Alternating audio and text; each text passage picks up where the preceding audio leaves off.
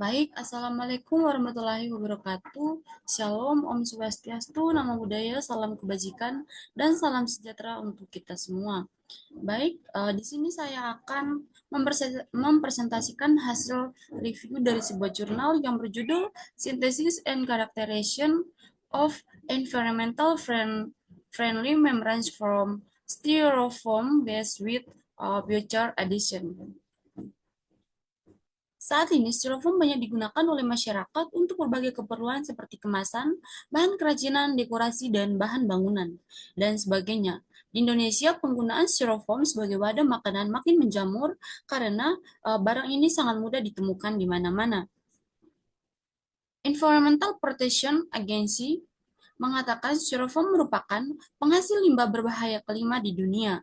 Hal ini disebabkan karena styrofoam berasal dari butiran-butiran styren yang diproses dengan menggunakan benzena.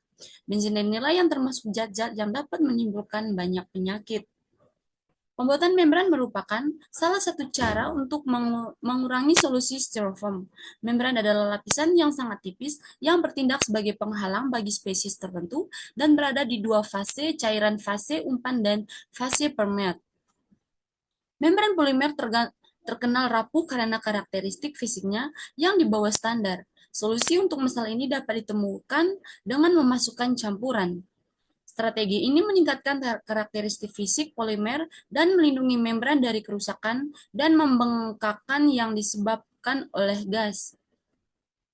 Ada beberapa metode untuk memodifikasi membran termasuk pencangkukan kimiawi, modifikasi permukaan, dan pencampuran polimer yang melibatkan penggabungan dua molekul atau lebih. Salah satu cara paling efisien untuk mensintesis membran dengan kualitas anti-fouling yang baik.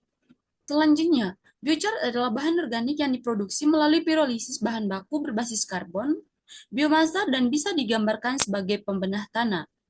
Di antara fitur kimiawi biochar adalah adanya gugus fungsi pada permukaannya yang mungkin bersifat asam basa dan hidrofilik yang memungkinkan bereaksi dengan larutan di sekitarnya. Partikel biochar yang dihasilkan memiliki struktur pori yang unik dengan gugus fungsi organik yang diperkaya pada permukaan dibandingkan dengan karbon hitam. Gugus fungsi organik yang tersisa pada permukaan biochar memiliki potensi yang meningkatkan kompatibilitas antara partikel biochar dan polistirena. Selain itu, permukaan yang baik biochar juga memiliki sifat adsorpsi yang menarik.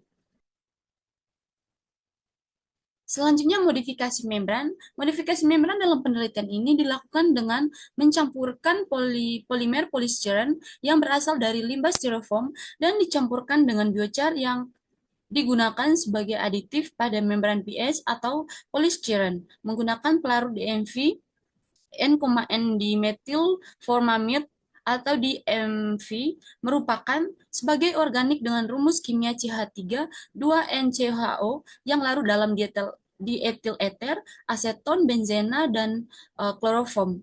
Larutan DMV yang sangat baik dalam air statusnya sebagai bahan kimia organik termurah, dan penggunaannya yang luas sebagai pelarut membuatnya menjadi zat adiktif dan pelarut yang sangat mudah yang sangat diperlukan dalam banyak aplikasi industri. Selanjutnya, ada pun tujuan dari penelitian ini yaitu untuk meningkatkan kinerja pada membran dengan variasi penambahan adiktif biochar dan ketebalan membran yang dibuat. Metode penelitian yang pertama ada bahan. Di sini ada penggunaan bahan yang pertama styrofoam, yang kedua polystyren atau PS, yang ketiga dimethyl-formamida atau DMV merek Jerman, yang keempat itu ada tempurung kelapa. Pembuatan membran polystyren biochar. Membran dari biochar dan limbah styrofoam dalam proses pembuatannya menggunakan teknik inversi fasa sebelum dilakukan pembuatan larutan dope. Larutan dope dibuat dalam konsentrasi yang biochar dan styrofoam yang telah divariasikan, lalu dicampurkan dengan dimethyl-formamida. Analisis karakteristik membran. Yang pertama itu analisis struktur permukaan membran, yang kedua analisis FTR, yang ketiga analisis porositas membran, yang keempat itu hidrofilisitas. Analisis struktur permukaan membran, analisis struktur morfologi membran dapat dilihat dengan melakukan uji SEM dengan mikroskop elektron yang digunakan untuk menyelidiki permukaan dari sebuah objek solid secara langsung. Analisis ini dilakukan untuk mengetahui ukuran pori membran yang dihasilkan serta unsur penyusunnya. Yang kedua, analisis FTR. Analisis FTR merupakan teknik spektroskopi inframerah untuk mengidentifikasi berbagai gugus fungsi dalam suatu senyawa. Analisis ini dilakukan dapat dengan membandingkan absorpsi spektrum yang dihasilkan menggunakan tabel korelasi dan spektrum senyawa pembanding, di mana struktur spektrum tersebut mencerminkan puncak-puncak yang dihasilkan oleh masing-masing gugus fungsi dalam senyawa tersebut yang memiliki kemampuan untuk menyerap radiasi elektromagnetik pada rentang frekuensi inframerah. Yang ketiga, ada analisis porositas membran. Yang keempat, ada hidrofilisitas, di mana analisis hidrofilisitas membran dilakukan dengan pengukuran sudut kontak, di mana dilakukannya dengan meneteskan membran dengan air. Bukan dengan mencari sudut antara garis batas dan kelengkungan gelembung tetesan air. Dengan mengamati tetesan air yang berbentuk pada permukaan membran secara saksama dengan bantuan program IMAGE pada setiap modifikasi membran. Sudut kontak ditentukan dengan menggunakan pendekatan DSA drop seissual analysis. Hasil dan pembahasan. Hasil struktur morfologi pada membran. Gambar 1 ini adalah hasil analisis SEM surface membran PS biochart. Gambar kedua, hasil uji SEM tampak melintang membran PS biochart. Berdasarkan gambar 2 ini, hasil pengukuran dengan instrumen SEM menunjukkan adanya poriform membran. Biochart yang memiliki ukuran berbeda-beda, jarak yang sedikit jauh antara porinya, dan adanya partikel biochart. Pada gambar 3, ini merupakan hasil uji SEM EDX kandungan biochar pada membran PS biochar. Gambar berikut hasil analisis spektrum inframerah membran PS biochar. Pada gambar 4 ini, itu merupakan spektrum inframerah membran PS biochar, di mana berdasarkan gambar 4 ini didapatkan bilangan puncak serapan beberapa gugus. Karakteristik FTR ini dilakukan untuk mengetahui gugus fungsi yang ada pada membran. Kemudian spektrum inframerah membran PS biochar dapat dilihat pada tampak gugus C rangkap 2O pada puncak serapan bilangan gelombang 2200 cm. Selain itu terdapat gugus OH dengan puncak serapan 3520 cm pangkat min 1. Gambar 5.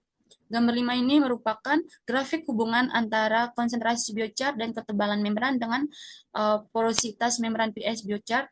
Kemudian berdasarkan gambar 5 ini menunjukkan hasil uji porositas dari membran PS biochar yang telah dibuat dengan penambahan biochar sebesar 2% hingga 10%. Berdasarkan gambar ini juga didapatkan porositas tertinggi sebesar 33%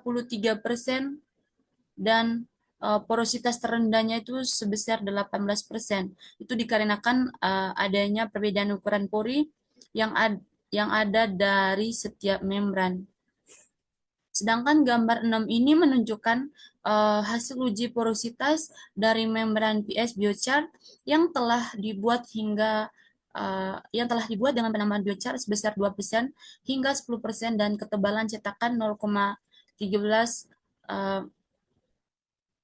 mm hingga 0,65 mm.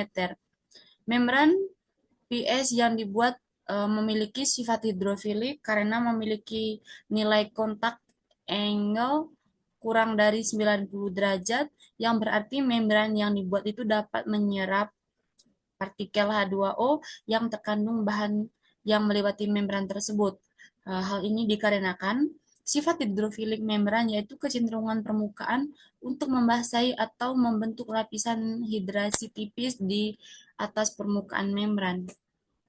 Kesimpulannya, berdasarkan penelitian ini, pengaruh Pengaruh kandungan biochar terhadap struktur membran dengan konsentrasi biochar yang lebih banyak menghasilkan diameter pori yang lebih besar.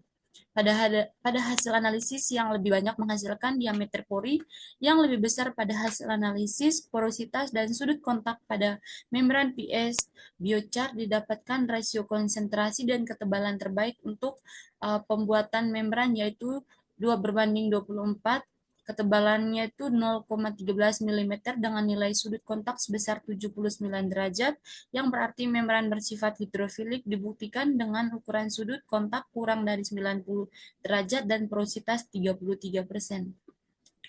Baik, mungkin itu saja yang bisa saya bagikan. Sekian dan terima kasih.